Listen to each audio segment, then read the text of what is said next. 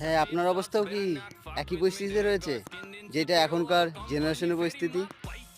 80% মানুষ 80% টাইম 80% ব্রেনকে নষ্ট করছে একটাই কারণে, সেটা হলো মোবাইল। প্রত্যেকটা মানুষকে মোবাইলে এমনভাবে আকর্ষণ করেছে যে আগামী 50 বছরে এই আকর্ষণ বাড়বে তো কমবে না। কেননা আমাদের হ্যাবিট এইভাবে তৈরি হয়ে গেছে, যখনই একটা কোনো কিছু দেখতে বসছে তো কন্টিনিউ সেটার পর সেটা আরেকটা অন্য, মানে কন্টিনিউ দেখতেই রয়েছে।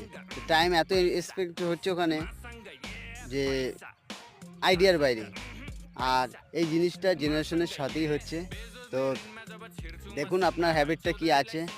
যদি আপনি এর মধ্যে এই ক্যাটাগরিতে পড়েন যে 80 রুলসে 80% টাইমে 80% মানুষ 80%